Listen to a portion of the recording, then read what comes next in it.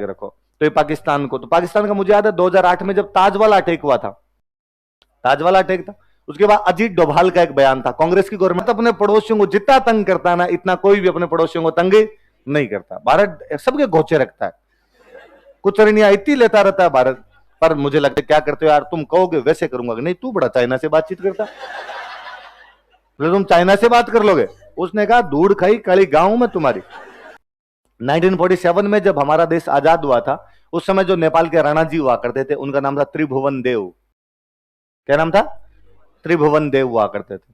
राजा त्रिभुवन देव ने तब नेहरू जी को कहा कि नेहरू जी हमें इंडिया के अंदर शामिल कर लो, हमें इंडिया में मिला लो। जैसे आपका राज्य पंजाब, जैसे आपका राज्य हिमाचल प्रदेश, वैसे आप हमें एक राज्य बना लो, आप मिला लो।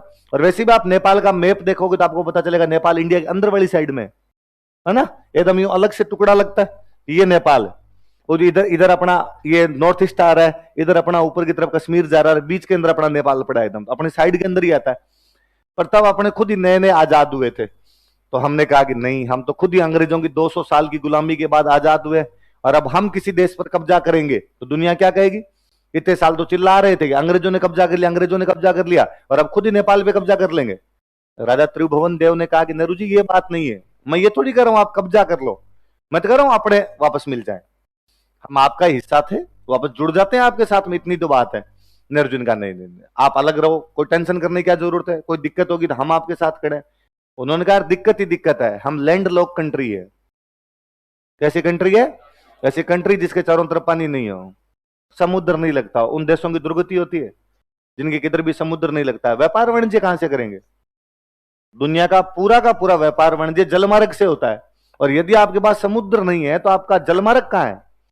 आपका व्यापार वाणिज्य कैसे होगा? नेपाल के आप चारों साइड में देख लो, लैंडलॉक है, नेपाल के समुद्र लगता ही नहीं। तो नेहरू जी का चिंता करने की कोई आवश्यकता नहीं है राजा त्रिभुवन देव, आपको हम हमारा विशाखापत्तनम बंदरगाह आपको देते हैं। कौन सा बंदरगाह? तो विशाखापत्तनम बंदरगाह हमने नेपाल के लिए रिजर्व किया। नेपाल को कोई भी सामान मंगाना होगा तो कौन से बंदरगाह से मंगा लेगा? तो आज भी नेपाल को कोई सामान मंगाना होता है, नेपाल विशाखापत्तनम बंदरगाह से मंगा लेता है। ये जो मैं बात बता रहा हूं कि नेपाल अपने में मिलना चाहता था, ये बाकायदा राष्ट्रपति प्रणब मुखर्जी की बुक का किस्सा है। ये नहीं भाई यूं उड़ती उड़ती लोगों ने बात कर दी हो। प्रणब मुखर्जी राष्ट्रपति बनने के बाद उन्होंने बुक लिखी थी, तो सही जानकारी है। तो उन्होंने कहा था भाई उस टाइम नेपाल मिलना ही चाहता था अपने अंदर, लेकिन तब इतनी पार नहीं पड़ पाई थी। तो राजा त्रिभुवन देव तब बेचारे मिलना चाहते थे, पर तब अपने उनको मिला नहीं पाए थे। 2008 तक जब तक नेपाल में राजा रहे, तब तक भारत और नेपाल के संबंध बहुत अच्छे रहे, क्योंकि राजाओं को हर बात में लगता था कि हम कहां से आए हुए हैं, इंडिया से आए हुए हैं। अब उसके बाद वहां पे आगे पार्टियां, उसके बाद बनने लगे नेता। नेता उधर जाएगा जिधर फायदा दिखता है। इस बार चीन ने हड्डियां फेंकी, इसलिए नेपाल के नेता चीन की हड्डियों को लपकने की फिराक में रहते हैं, इसलिए लड़ते हैं कि काला पानी हमारा है, लिपू लेख हमारा है, कभी कोई छोटी छोटी चीजों के लिए और लड़ते रहते हैं। जबकि नेपाल को कभी सोचना चाहिए कि तुम वहीं हो रहे, तुम इंडिया का पार्ट हो, इसके अतिरिक्त कुछ ही नहीं हो, तुम्हारा पूरा भविष्य इंडिया पे डिपेंड करता है। इंडिया जिस दिन कुछ भी रोक देगा उस दिन तुम सारे रुक जाओगे। तो एक बार मुझे याद है नेपाल ने 2015 के आसपास में अपना संविधान चेंज किया था, संविधान बनाया था अपना, और संविधान के अंदर नेपाल ने कहा, नेपाल में दो प्रकार के लोग रहते हैं, एक तो नेपाली, जो नेपाल के खुद के लोग हैं वो नेपाली रहते हैं, एक वहां पर एक जाति रहती है मधेसी। कौन रहते हैं?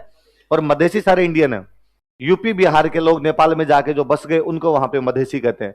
और मतलब नेपाल अपने से इतना जुड़ा हुआ है कि यूपी बिहार के गोरखपुर साइड के जो टाबर है सबके नाने रे नेपाल हैं, सबके ननियाल नेपाल मिलेंगे। नेपाल और अपने बीच तो बाउंड्री नहीं थी, आते जाते थे सीधे नेपाल से तो यहां पर। तो अब वो मधेसी वहां पर रहते, तराई तराई इलाका बोलते हैं, गोरखपुर के आस वाला जो इलाका तराई, उसके अंदर खूब सारे मधेसी रहते हैं वहां पर। तो वहां पर रहा करते थे। तो दो लोग, या तो नेपाली लोग रहते हैं या कौन रहते हैं? मधेसी। तो नेपाल ने अपना संविधान बनाया और अपने संविधान के अंदर एक लाइन लिख दी कि भाई मधेसियों को यहां पर संवैधानिक अधिकार नहीं, मधेसी बड़े पदों पर यहां पर नहीं आ सकते, बड़े पदों पर केवल नेपाली आएंगे, मधेसी बड़े पदों पर नहीं। मधेसियों ने कहा हम इतने साल से नेपाल में रहते, तो हम नेपाली है।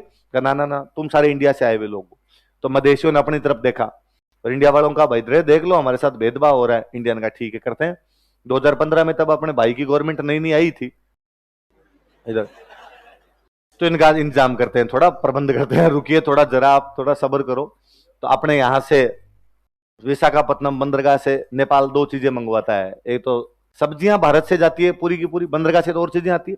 नेपाल की सारी सब्जियां भारत भेजता है, नेपाल की सारी दवाइयां भारत भेजता है, ट्रक भर भर के जाते हैं अपने। तो अपने वहां जो मधेसी बॉर्डर के ऊपर रहते हैं, अपने उन मधेसियों को कहा इस बार 2-4 ट्रक आए तो इन ट्रक को लूट लो और ट्रक में आग लगा दो, और ड्राइवर कंडक्टर का ध्यान रखना, भगा देना, इनको कुछ ही मत करना। मधेसियों ने कहा ठीक है। मधेसियों ने जैसे इंडिया वाले ट्रक घुसे, उन्होंने सब्जियां लूट ली, दवाइयां लूट ली, ड्राइवर कंडक्टर का भाग जाओ, और ट्रक की आग लगा दी। और भारत सरकार ने कहा कि चूंकि नेपाल में गृह युद्ध चल रहा है, इसलिए नेपाल में सब्जियां और दवाइयां नहीं भेजी जा सकती, इसलिए नेपाल में न तो जाए सब्जियां और न जाए दवाइयां, दोनों जानी बंद हो गई। वहां पे दोनों जानी बंद हुई तो नेपाल ने अपने को कहा कि अरे भाई साहब क्या कर रहे हो, गाड़ियां क्यों रोक ली, भेजो। तो हमने कहा भाई सिविल वॉर चल रहा है, जब तक तुम्हारे सिविल वॉर खत्म नहीं होगा तब तक हम गाड़ियां नहीं भेजे। नेपाल के कौन सा सिविल वॉर, आपने तो करवा रखा है। तो हमने कहा देख लो, थोड़ा ढंग से कर लो आप जो भी करना है आपको। तो नेपाल ने कहा ठीक है हम करते हैं। हाथों हाथ नेपाल ने एक संविधान संशोधन किया और उसके अंदर कहा कि मधेसियों को भी संवैधानिक पद प्राप्त होंगे। उधर नेपाल के टेलीविजन की न्यूज है कि नेपाल के संविधान में संशोधन और मधेसियों को भी उच्चतम पद प्राप्त किए होंगे। उसके 15 मिनट बाद अपने दूरदर्शन की न्यूज है, नेपाल में गृह युद्ध समाप्त, अब दवाइयां और सब्जियां निर्बाध तरीके से भेजे जाएंगे। ऐसे कैसे कर लोगे यार, तुम नेपाल वाले हमें आंखें दिखाओगे, तुम्हारी इतनी औकात।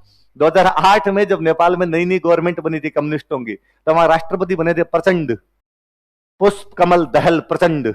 तो प्रचंड नाम का एक बंदा बना था, वो थोड़ा चाइनीज माइंड सेट का, और उसने घोषणा की कि मैं पहली यात्रा चाइना की करूंगा। पहली यात्रा कहां की करूंगा, चाइना की। मैं तो इंडिया वालों ने कहा यार ये कोई तरीका थोड़ी है, इतने सालों से यार तुम इंडिया के साथ थे, पहली यात्रा चाइना की कैसे कर लोगे। नहीं नहीं हम पहली यात्रा, 2008 की बात है, हम पहली यात्रा चाइना की करेंगे। उसकी बेटी अपने दिल्ली पढ़ती थी, उसको बुलाया स्कूल वालों ने कि इधर आओ गुड़िया, तुम्हारे हाफ ईयरली की तैयारी कैसे चल रही है। कहा मैम अच्छी चल रही है, पर तुम्हारा तो हमने नाम काट दिया स्कूल से और रेड पेन और लगाया, दुनिया की किसी स्कूल में एडमिशन और नहीं देंगे हम। क्यों क्या हुआ, तो तुम्हारे पापा को फोन करो, चाइना की यात्रा नहीं करनी। तो चाइना यात्रा रद्द करवा दी थी हमने, उसको बिठा कर रखा कि नहीं इसको नहीं छोड़ेंगे। उसको उधर उसको क्या परसेंट को बोलो कि चाइना नहीं जाएगा। उधर प्रचंड ने बावड़न कहा नहीं जा रहा मैं तो। कहा उधर चाइना वालों ने कहा कि मेरे पेट दर्द है नहीं आ सकता मैं। चाइना वालों को उसने कहा कि मैं यात्रा बाद में करूंगा, तुम्हारी यार रुक जाओ एक बार। हमने वापस उसको भेजा, जाओ हॉस्टल जाओ, तुम्हारे तैयारी करो तुम आगे। एक दिन तक उसका नाम काट के रखा था हमने। तो भारत बड़ा बदमाश देश है। अक्सर भारत के लिए एक बात की जाती है कि भारत अपने पड़ोसियों के साथ बहुत अच्छे रिश्ते रखता है ना, भारत अपने पड़ोसियों को जितना तंग करता है ना, इतना कोई भी अपने पड़ोसियों को तंग नहीं करता। भारत सबके घोचे रखता है, कुछ रणिया इतनी लेता रहता है भारत। पर मुझे लगता है ऐसा करना चाहिए, कोई भी देश की विदेश नीति इसी प्रकार की होनी चाहिए कि पड़ोसी देश डरे हुए रहेंगे तभी आप शांति से रह पाएंगे, वरना पड़ोसी आपको डराएंगे। तो वो आपको डराए उससे पहले आप उनको डरा डरा के रखो। तो ये पाकिस्तान को, तो पाकिस्तान का मुझे याद है 2008 में जब ताज वाला अटैक हुआ था, ताज वाला अटैक था, उसके बाद अजीत डोभाल का एक बयान था, कांग्रेस की गवर्नमेंट थी तब, मनमोहन सिंह की, अजीत डोभाल का गवर्नमेंट था कि यदि इसके अब अगली बार पाकिस्तान ने हमारे नागरिकों पर इस प्रकार का कोई अटैक कर दिया, भाई वो तो सिविल अटैक है साफ साफ, ताज होटल को घेरा था उन्होंने, नागरिकों पर इस बार अटैक कर दिया तो हम पाकिस्तान के इतने टुकड़े करेंगे कि पाकिस्तान के समझ नहीं आएगा। और कर रखा हमने, बांग्लादेश हमने तो लग किया। पहले भाई पाकिस्तान दोनों थे, पाकिस्तान वही था, बांग्लादेशी किसमें था, पाकिस्तान, साफ साफ हमारा अलग किया हुआ टुकड़ा। हमने बांग्लादेश वालों को कहा कि तुम आजादी का आंदोलन चलाओ, बांग्लादेश वालों का हमारी आजादी का आंदोलन है, हमारी आर्मी गई पाकिस्तान से लड़ी और बांग्लादेश को आजाद करवा दिया। और पाकिस्तान कब होगा ये पता नहीं, पर पाकिस्तान के भारत जब चाहेगा तब 4 टुकड़े कर देगा। सिंध अलग होगा, पंजाब अलग होगा, बलूचिस्तान अलग होगा, उत्तर पश्चिम सीमा प्रांत अलग होगा। पाकिस्तान का मतलब केवल और केवल पंजाब बचेगा, इसके अलावा पाकिस्तान का मतलब कुछ ही नहीं बचेगा। पर फिर भारत को गुरु नानक जी वाली बात याद आती है कि गुरु नानक जी एक बार एक गांव के अंदर गए थे, उस गांव के अंदर बहुत ही गंदे गंदे लोग रहते थे, जाते गुरु नानक जी को गालियां निकाली, आपस में लड़ा करते थे। गुरु नानक जी जब जाने लगे तो उन्होंने कहा कि आबाद रहो, क्या रहो, आबाद रहो, मतलब बैठे रहो आराम से। एक और गांव में गए, बेचारे भले लोग सेवा चाकरी करे, आपस में बहुत सज्जन तरीके से रहे, जाते टाइम गुरु नानक जी ने कहा कि बर्बाद हो जाओ। तो कोई चला मेरे जैसा साथ था, उसने कहा बाबा जी समझ नहीं आ रही बात, उन गंदे लोगों को आपने कहा आबाद रहो, इनको कहते हो बर्बाद हो जाओ। गुरु नानक जी ने कहा उनको मैं कह रहा था तुम यहीं रहो और कहीं मत चले जाना, इनको मैं कह रहा हूं तुम अलग अलग जगह जाओ ताकि तुम्हारी अच्छाइयां और जगह जाएगी, अच्छाइयां जाएगी, अलग अलग बिखरे हुए रहोगे तो दुनिया और भी अच्छी हो जाएगी। तो हम पाकिस्तान को वो आशीर्वाद देते हैं, आबाद रहो। हमें पता अभी एक बदमाशी कर रहा है, 4 बना देंगे तो बाद में ये कितने बदमाशी करेंगे, 4। क्योंकि इधर पंजाब से अगला जो बॉर्डर है, अपने पंजाब के अगला जो बॉर्डर है, इनकी फितरत ही है इनका काम ही लड़ाई टाइप का करना ही रहा है। तो उधर ये कबीले टाइप के लोग हैं, ये बाद में लड़ेंगे। अच्छा है तुम एक जगह पड़े रहो तो एक जगह पड़े, बाकी पाकिस्तान के भारत के जिस दिन जी में आएगी पाकिस्तान के टुकड़े कर लेगा। श्रीलंका, श्रीलंका के तो बापड़े की यह हालत है कि श्रीलंका में हम जब जी में आते हैं तब श्रीलंका को नचाते हैं। श्रीलंका तो मतलब मुझे लगता है श्रीलंका का राष्ट्रपति शाम को अपने भाई को फोन करके पूछता है कि आज दाल खा लूं, आपको तो ये सब्जी बनवाए, नहीं करे नहीं करे। श्रीलंका की हालत करके रखते हैं। तो श्रीलंका में बीच में एक राष्ट्रपति आया था महिंद्रा राजपक्षे, महिंद्रा राजपक्षे। तो महिंद्रा राजपक्षे मुझे याद है 2008 के आसपास महिंद्रा राजपक्षे ने बड़ा तंग किया हमें। और महिंद्रा राजपक्षे की दिल्ली की न्यूज होती, महिंद्रा राजपक्षे चीन के साथ बनाएंगे संबंधों को अच्छा, हम्बनटोटा बंदरगाह दिया जाएगा चीन को, चीन की कंपनियां करेगी श्रीलंका में निवेश, कहा कि भारत के साथ द्विपक्षीय संधि पर किया जाएगा पुनर्विचार।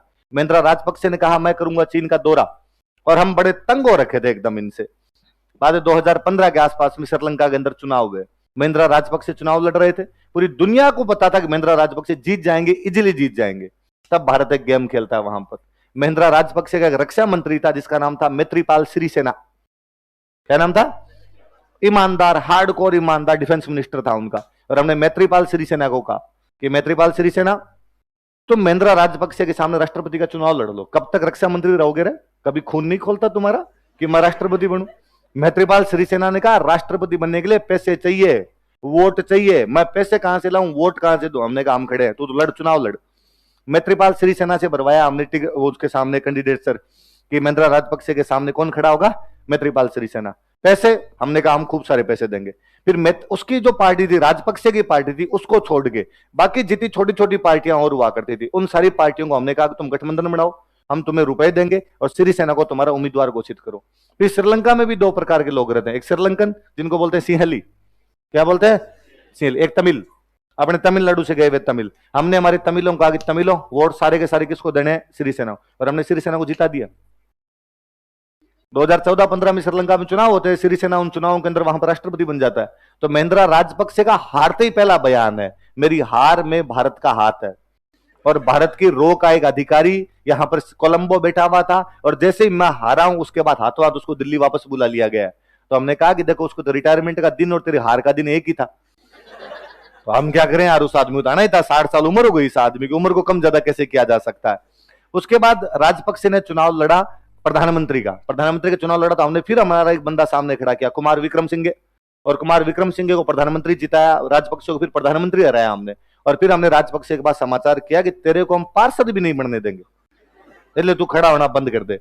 तो बेचारा राजपक्षे कहीं खड़ा ही नहीं होता था। 2019 में राजपक्षे दिल्ली आया, 20 दिन तक दिल्ली बैठा रहा, अपने सारे नेताओं के पैर पकड़े उसने कहा पॉलिटिकल कैरियर बर्बाद हो जाएगा मेरा, ऐसे क्या करते हो यार, तुम कहोगे वैसे करूंगा। नहीं, तू बड़ा चाइना से बातचीत करता, तुम चाइना से बात कर लोगे? उसने कहा धूड़ खाई काली गांव में तुम्हारी। इसलिए इस बार वाले चुनाव में वापस उसको और उसके भाई को दोनों को जिता रखा हमने, गोटाबाई राजपक्षे और महिंद्रा राजपक्षे। इस बार चाइना का नाम नहीं ले रहे हो, इस बार सारे के सारे एकदम अपने साथ में, ठीक है साहब जैसे आप कहोगे। सिरिसेना जीते, सिरिसेना ने जीतते ही घोषणा की, मतलब आप तो वो अखबार देखो, ये मजा आ जाएगा आपको अखबार पढ़ के भारत की विदेश नीति को देख के कि सिरिसेना की जीत। सिरिसेना की जीत के बाद उनके बयान सुनो आप।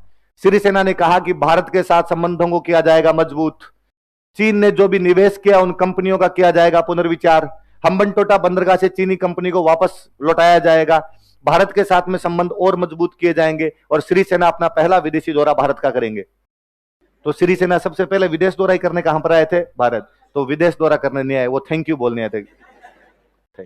तो सिरिसेना जब यहां पर दौरे पर आए हुए थे तो भाई को उनके स्वागत में भाषण देना था। भाई की अंग्रेजी मेरी तरह थोड़ी अच्छी है ना, तो टेलीप्रॉम्प्टर पे देख देख के बोलते हैं, टेलीप्रॉम्प्टर होता है उस पर लगा होता है भाषण, तो उसको देख देख के आप बोलते रहते हो।